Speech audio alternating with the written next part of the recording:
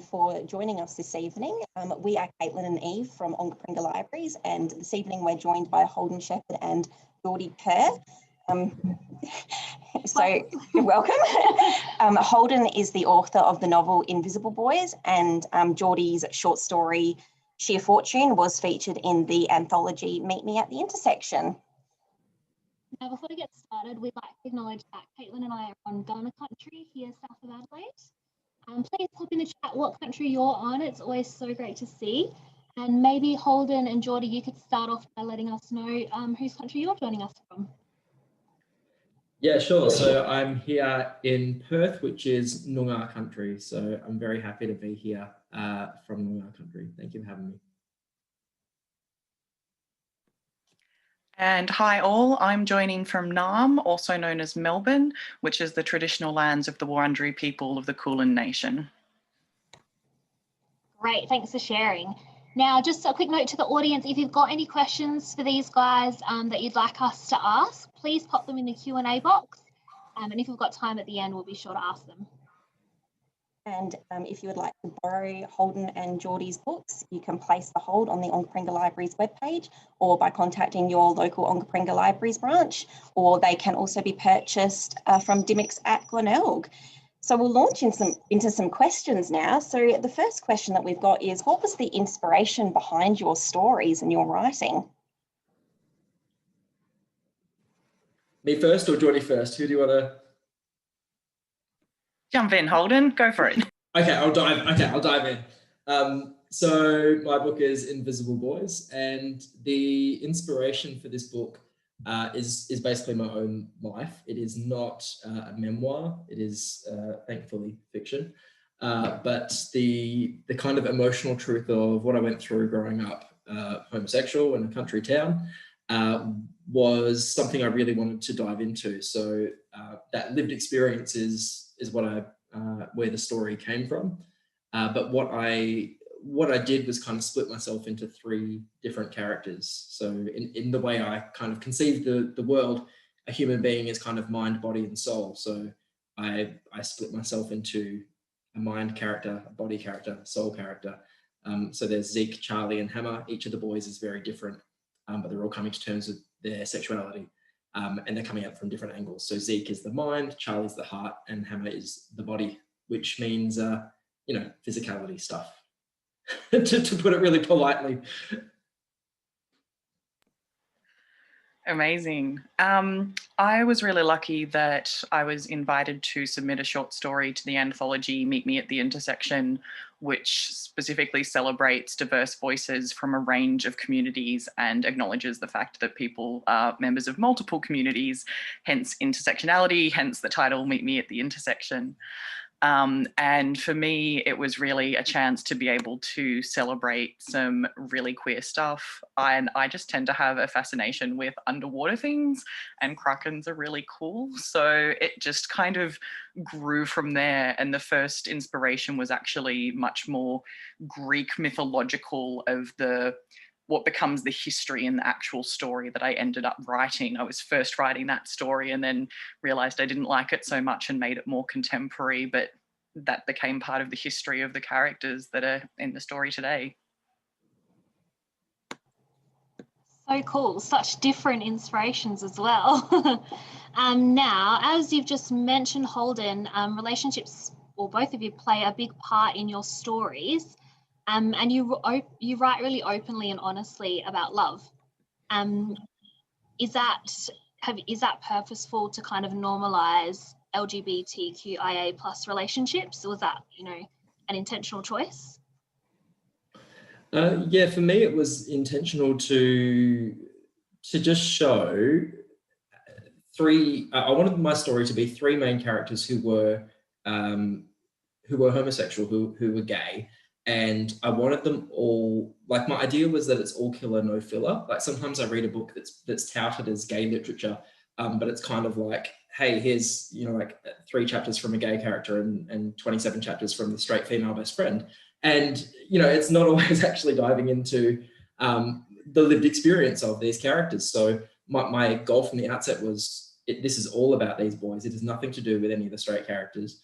Not that there's anything wrong with straight characters, obviously. but I wanted to go, this is what I'm depicting. And, you know, being attracted to men when I was young, I felt very ashamed of it. It felt very wrong. And, you know, for a number of levels, you know, you're in a small country town, from a very working class background, I'm Sicilian, and then you're kind of raised Roman Catholic on top of that. So everything that's coming towards you, the messaging is that being gay is bad. So I felt a lot of shame. So I think the idea was that I don't want other people to grow up feeling that shame. I want them to grow up thinking, this is normal, this is natural, because to me, it has always felt so natural to be sexually attracted to men, but also to be emotionally, you know, romantically involved with men. It just feels completely normal to me. And it's you know, I wanted to, exactly what you said, I wanted to normalize those relationships and those depictions, and also kind of show that, you know, not all homosexual men are even identify as gay necessarily. Not all of us are, you know, in the scene, but we still exist and we're still valid. I just need to celebrate that because heck yes. As you've said, for me as well, that lack of authentic representation, like so much of the representation of characters from the community is really tokenistic or not from authentic voices. And everyone kind of knows the bury your gays trope. Like if you manage to get a half decent character, they have to be punished in some way, or it's that story of tolerance of, yeah, we tolerate you coming out, aren't we great? So really just adding to the uprising of own voices stories that's really coming through and showing diversity of relationships.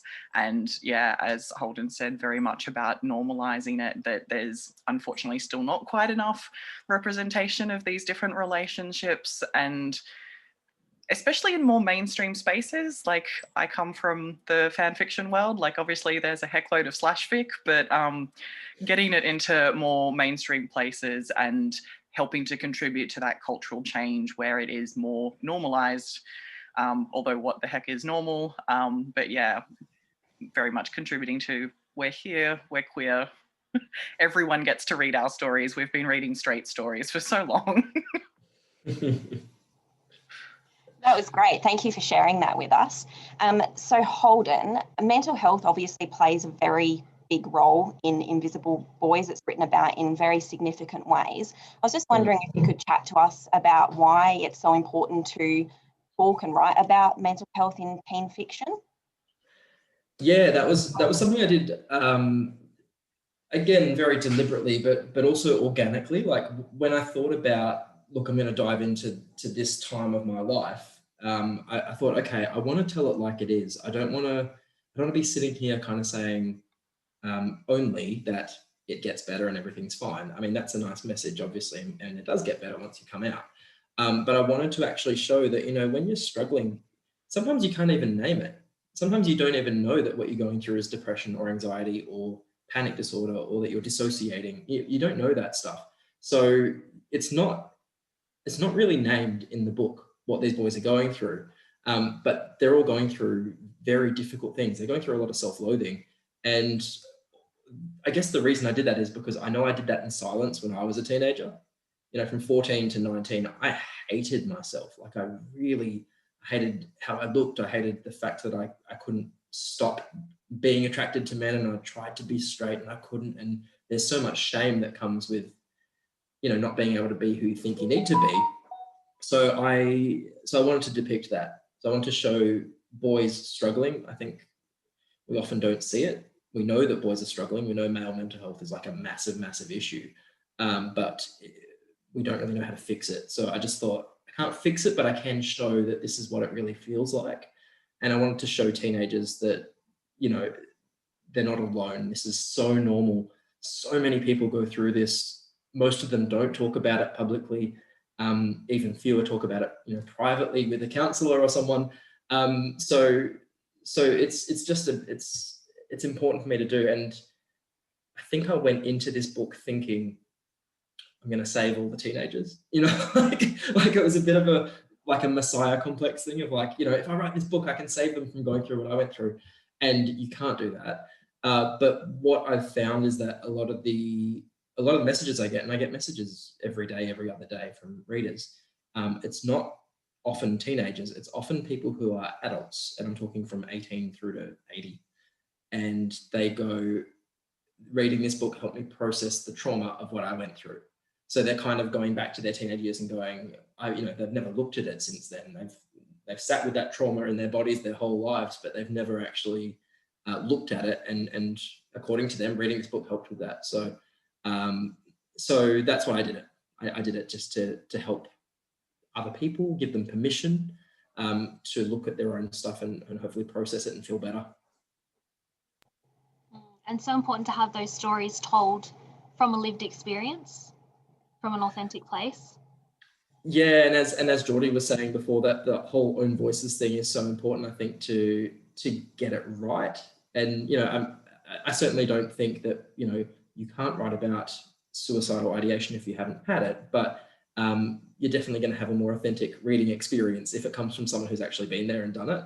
And that's part of what I do with Lifeline as well, is that I talk about this stuff in a factual way by sharing my true story, because it just, having people know, like having an audience look at someone who gets up in front of them and says, hey, there was a time when I wanted to kill myself. That can be one of the most powerful things when you have gone through it and you've never talked about it. And you go, someone else did, and he's okay. He's okay now. It can be a really moving experience. Now, that idea of lived experience, Jordi, you also write from that place, but a lot of your fiction is speculative. So, it's futuristic or it's supernatural. So how do you come up with your ideas for those speculative elements while still writing from a place that is, coming from your lived experience? For me, the speculative lens frees me up to be able to explore the lived experience a lot more. And I love that Holden is talking about mental health and about suicide, and also about the lack of representation and the stigma that often comes along with it, and also from having trauma in the body, that I have a lot of, I guess, more physical based trauma, because as well as being part of the LGBT community, I'm also part of the disability / chronic illness community, and that's an invisible physical disability for me. And that's where a lot of what my short story came from, is this sense of feeling other in so many ways. And for me, it's easier to not re-traumatize myself in writing by making it something alien, something speculative, something magical, and that's very much part of my day-to-day coping mechanisms as well, as a fairly creative person. Like if I'm having a pain day, for me, I often, and I've blogged about this actually, about my invisible illness actually as a monster. And in the early days, I was fighting this monster that was sort of tearing me down. But in the more recent days, it's been about, actually, it's protecting me. My monster protects me from doing things that would harm myself in terms of my illness. So yeah, being able to add a speculative lens is a lot easier and also more accessible, because as part of being part of the disability community in particular, I don't know if folks are familiar with the term spoonies, but that's a kind of community that's come together within the disability community of folks that experience fatigue and issues with energy. And we all have this shared experience. We're all different and unique, but we still have this common thread of experiences. And I think by, again, taking it out of the this was me and mine to be, hey, you might feel a bit different and maybe you're a werecrack, and other people can actually relate to the sense of otherness a little bit more than being like, I have this very specific illness. So just to continue on the topic of writing about your own lived experiences, one thing that I'm really interested in finding out about is, so obviously you're writing about your teenage experiences now as adults, and how do you make sure that what you're writing is in an authentic teenage voice, or how do you make sure that when you're writing, you're representing the thoughts and feelings of teenagers? Ooh, yeah, that's a challenge. And it's a scary one as well, because you can mess this up so easily. What I try to do is come from a place of remembering how I felt when I was 17. So, and trying to tap into the feeling as opposed to the language, because I think when you try to capture the language of teenagers who aren't of your generation, it doesn't work very well. And I'm talking, like, I don't know, I'm not going to get there saying someone's like a basic bitch and it's lit and someone's a thought, because I don't really know what all those words properly mean. Like low key, like I don't know what that really means. So I try not to do that because it'll sound inauthentic, but also by the time that book gets published, those words will be dated anyway. So there's no point trying to like catch that lightning in a bottle. Vocab changes all the time. So I try to think about like what's always been universal for teenagers, and teenagers are irreverent. They say things they're not meant to say. They swear, and I fought to keep swearing in my book more than I thought. I thought I'd have to fight to keep sex in my book. There's a lot of gay sex in this book, and it's for teenagers. But my publisher was fine with that, but they were like, oh, a lot of F-bombs, a lot of C-bombs. You gotta, tone this down. Once per book. So they literally, do you know what, Jordi? I got told I could have one C-bomb, and I actually, because I'm that kind of guy, I was like, look, can I have two? Because these two are really important, and they both have to stay in there. And my publisher was like, fine, you can have two. But that's the kind of stuff that I was like, if there's any cohort in the world who swears the most, teenage boys, but teenagers in general are going to be the ones doing that. So I try to just capture that kind of stuff and that the energy of being a teenager, which I don't think we ever lose. Like I still feel 18. I know I'm not, but I still feel like I am. I still act as immature as I did back then a lot of the time. And so I don't know. I find that pretty easy to tap into. But I don't know. How about you, Jordi? Like, do you find the same? I need to find the diplomatic way to word this because I've heard that other writers say it, and it's not as creepy as it sounds when you say, like, I stalk teenagers.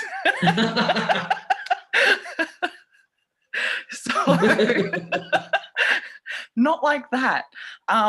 It's that thing of one writer once shared a really hot tip that I love, like when you're on public transport, you might have your earphones in, but you're not actually like listening to anything because there's a group of teenagers behind you and you're just kind of listening a bit to, the sentences they're using, how they're using language, that kind of thing.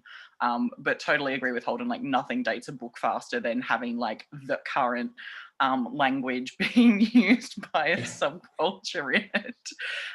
It makes the book feel really old and less accessible quite quickly, which is a shame. So trying to find timelessness, and for me, again, speculative fiction is kind of a bit of a scapegoat for that.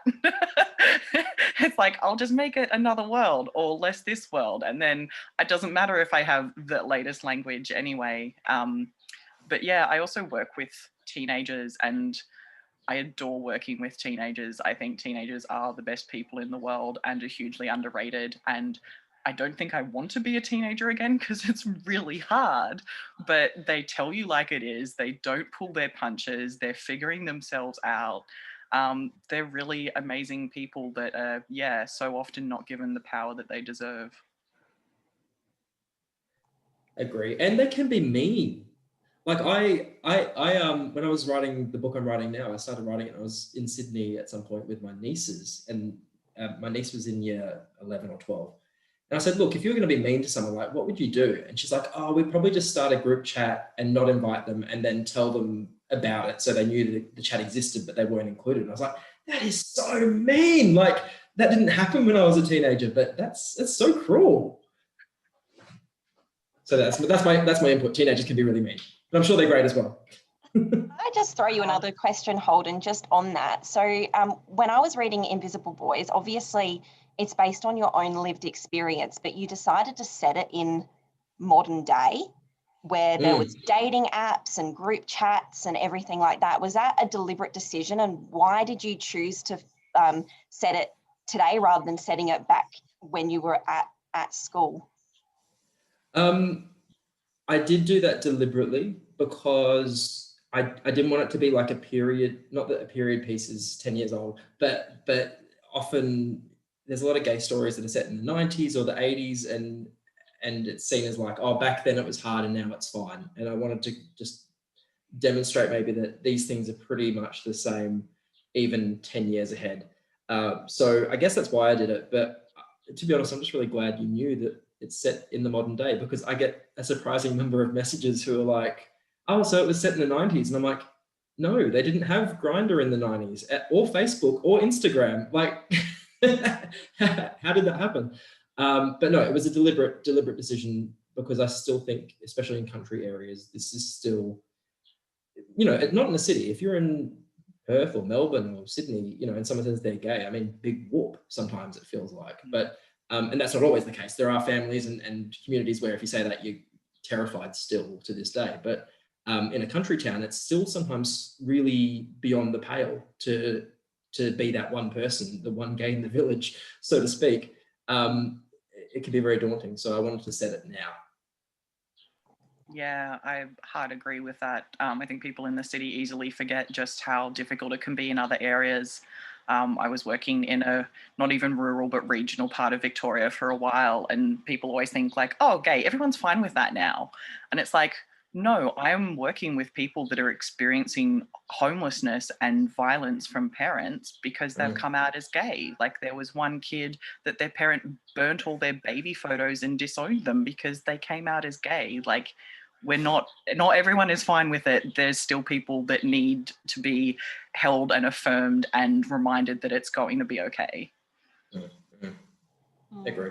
Unfortunately, it's still a path that we're on, isn't it? Now, I have to quickly mention, Tim, I saw your question in the chat. I can't read it out, but we saw it, okay? It gave us a bit of a laugh. So good. Sorry, I just found it myself. Now, Holden, my question is for you. Your novel, Invisible Boys, obviously focuses on teenage boys and also challenges that concept of traditional masculinity or toxic masculinity. Could you talk about that to us for a little bit? Yeah, for sure. I guess, you know, like it didn't feel to me like I was being that critical of masculinity, because part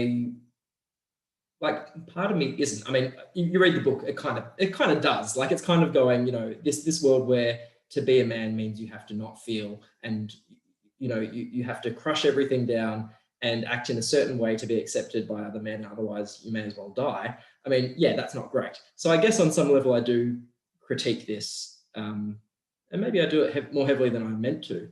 But I guess what I grew up around was just that environment where as a guy, you can't talk about feelings. Like you can't do that. You can't turn to your mate and talk about what's going on with you without it being a bit weird, unless you're drunk. You know, if you're drunk, you can probably say whatever you want. But there's the sense that, you know, that's a bit odd. That's a bit gay if you're going to talk about how you're feeling. And that's just never washed with me. I can't get on board with the idea that because I'm a man, I can't feel terrified and really angry and really sad and also really happy and excited and really joyous and really loving. Like I should have the same full range of emotions that everyone else does, and I do. So I guess the book, if anything, is trying to dispel a lot of the shame around you can't feel that because you're a guy. But I don't like, I'm not really one for the term toxic masculinity. I don't really like calling anyone toxic. I know it's a term that's used, but it's just a word I've never enjoyed, because it's so easy to, for teenage boys especially, to interpret it as like, oh, so I'm bad for being a guy, or I'm bad for being masculine, which I don't think is true. I think there's really cool things about being masculine, and you know, that's fine if you're straight or gay or anywhere in between. So while I do critique those kind of really outdated ideas of you can't do X, Y, Z to be a masculine man, I also have a fondness, definitely aesthetically, for masculinity. And I wanted the boys, especially Hammer in the story, that, you know, he's the footy jock and he plays footy. And, you know, I play footy and I'm gay, and that's been a thing for me to get my head around, that you can be masculine and homosexual at the same time. And, you know, it's something I wanted to represent. Because it's such a weird fault line for people. People don't think you can be those things at the same time, and I believe you can.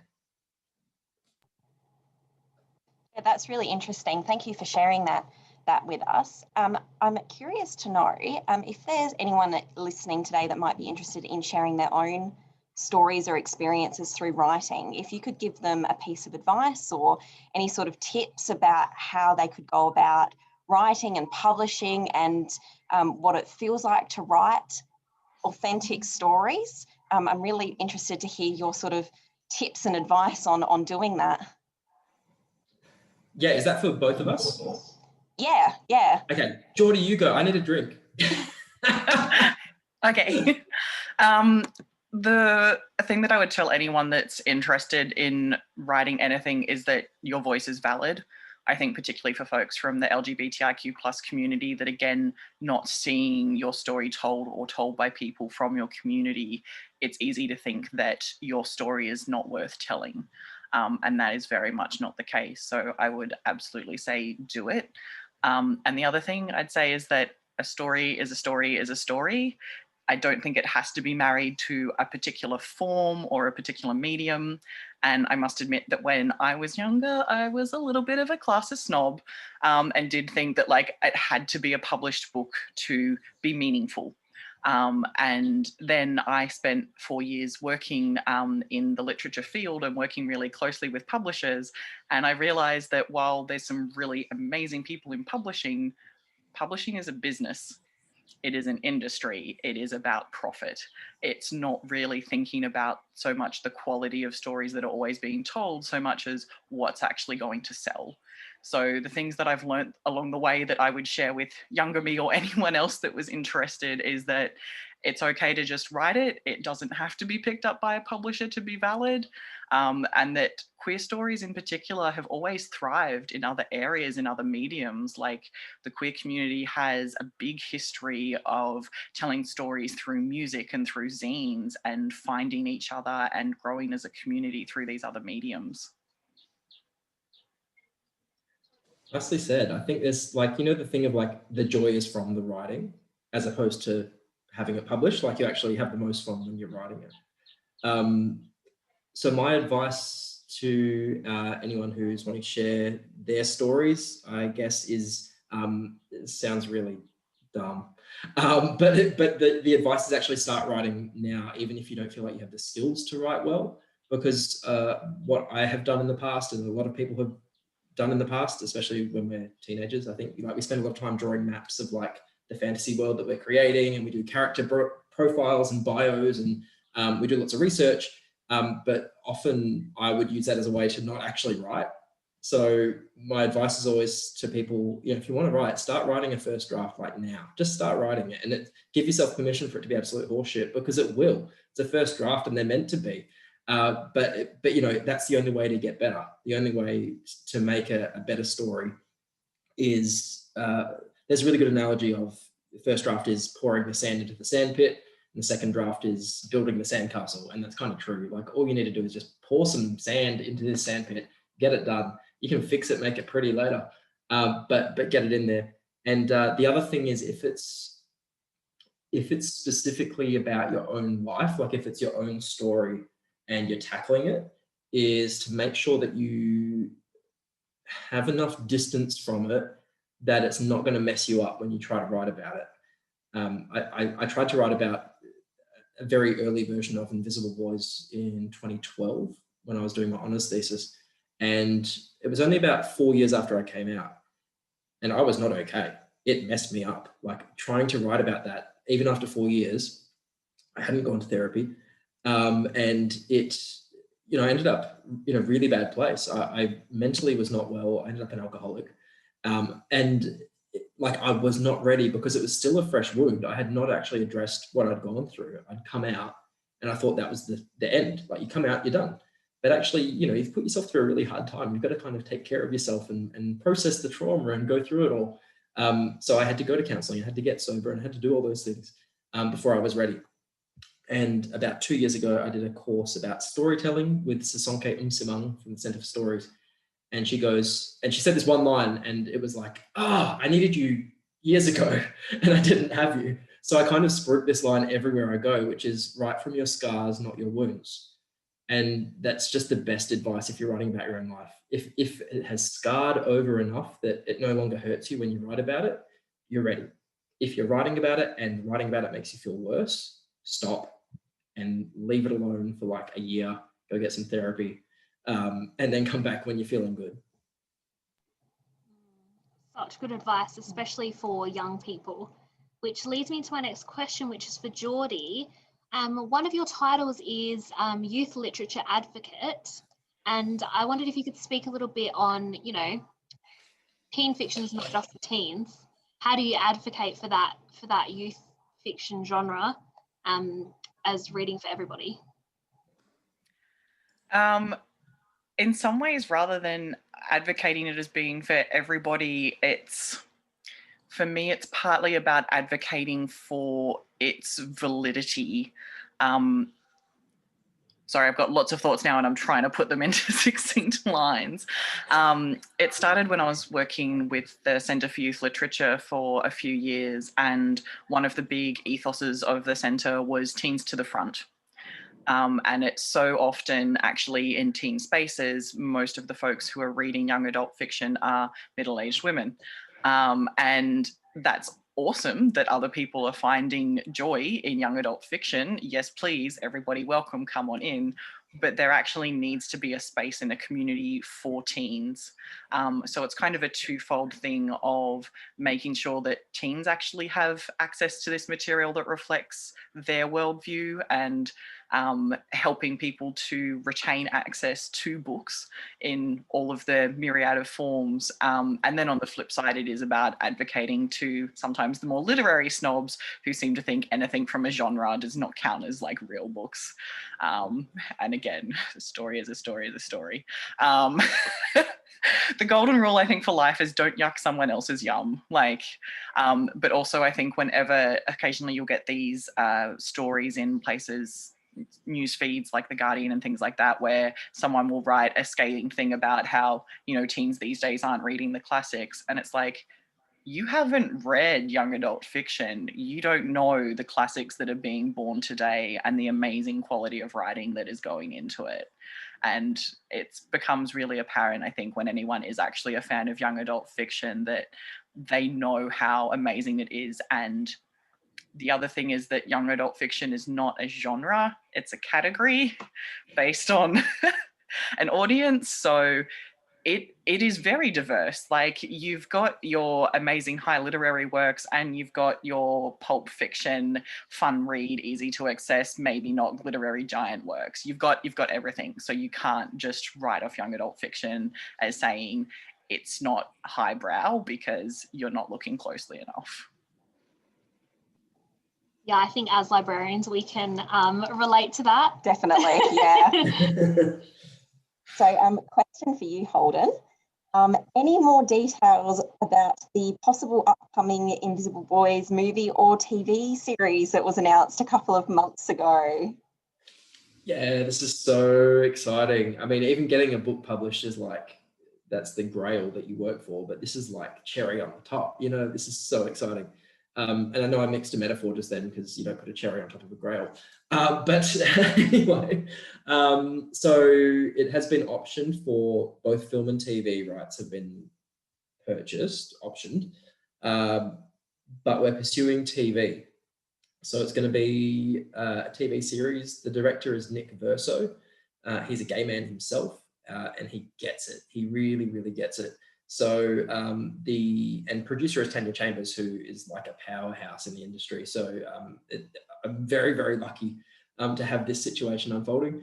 So basically we had a few different parties involved in talking to myself and my agent about who wanted the rights.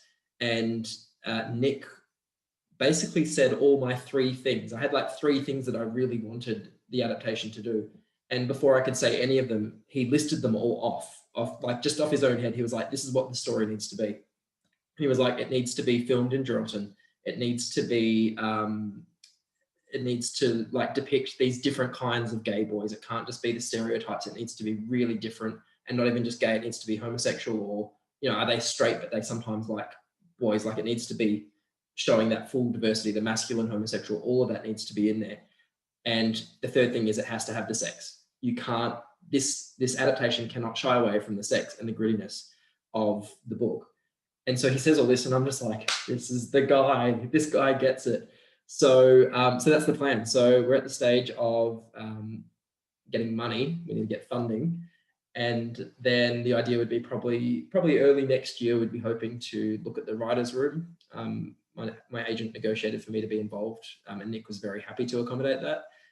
So I'll be involved in a creative role in terms of the writing of the show.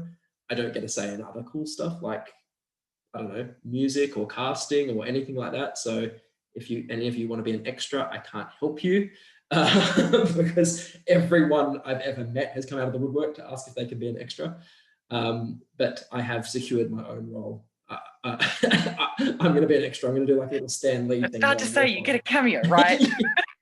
I am. Yeah, everyone was asking me and I was like, no. And then I went to Nick and I was like, but I can, right? Like I'm the author. So and he's like, yeah, you can. So I want to be just like a random, like drunk hobo number 3 kind of in the background. I think would be a fun role to play. But that's where we're at. It's early days and these things take a very long time. A lot of things have to happen for it to actually hit screens. So it's one of those things that, we hope everything gets in a row. We've got the best team we can possibly have behind it. So fingers crossed we have a lot of movement next year. It sounds so exciting. I'm very excited. I can't wait. Well, Yeah, super excited. Training or something. Definitely, yeah. So we might throw to a bit of an audience Q&A now. Our first question's been emailed in, and it's kind of rolling on from this TV series conversation. But what are you both working on at the moment? What's coming up? So I'm working on my second novel. It is, I finished the first draft last year, and this is now draft number 4. And I thought it was going to be a quick polish and, 3 weeks, edit it up, off it goes. And then I went, no, I have to rewrite the whole thing. And it's a major rework. So I'm at chapter 13 as of this morning, chapter 13 of 28. So about just over halfway in terms of word count. And that's for adults, that book. So it was due to my agent on yesterday. It was due yesterday. It clearly has not happened. So I don't know, but the second book is coming as quickly as I can get it. I wrote a third book when we were in lockdown in April. So that's sitting there as a first draft. And I've also got a piece coming out in a horror anthology. Wakefield Press is doing something called Hometown Haunts. And so I'm writing a short story in the horror genre, but also YA category. I've never done horror before, so no idea. It might be terrible, but fingers crossed. This is usually, yes. Yeah. I don't love this question because I'm a super, super slow writer. Holy crap, total props to Wilka Starkus, who manages to get one out every single year. It's amazing. It does, yeah. Yeah, I've got a couple of projects on the back burner. My main one I started back in 2017, and that's kind of still going away. And I also am actually doing the COVID break. I'm not writing a novel during COVID. Melbourne's been on and off of lockdown. I've personally been in lockdown since March, and I'm just focusing on my mental health right now and getting by day to day. Writing is not on the cards for me right now.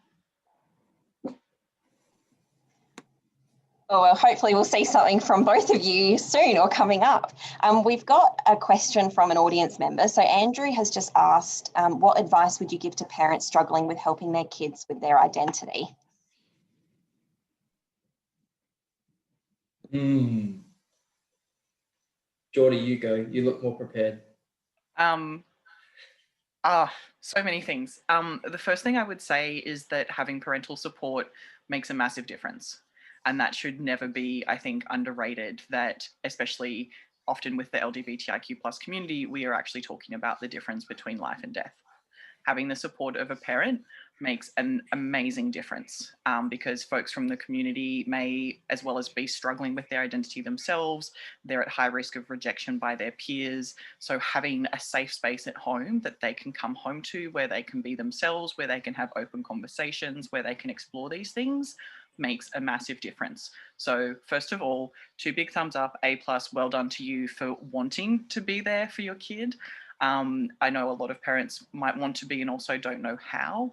And the main thing I'd probably advise would be about finding a space for you if you're wanting to be a supportive parent. There's a lot of support groups for parents. Rainbow Families deals with a lot of groups where the parents are from the community.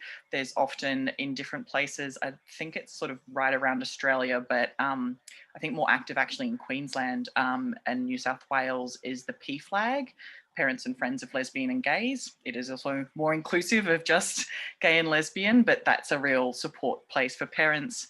And if your young person is questioning their gender identity, then Transcend is one of the big national groups for family support and parent support, because it's really important that you as a parent process things in a way that is not leaning on your kids.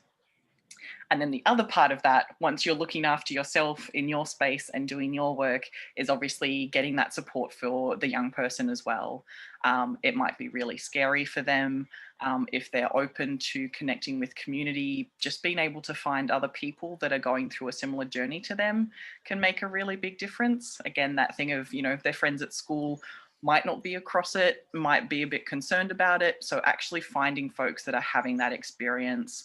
A lot of local councils will have local LGBTIQ plus youth groups and safe spaces where you can connect with other people, or -18 has online forums.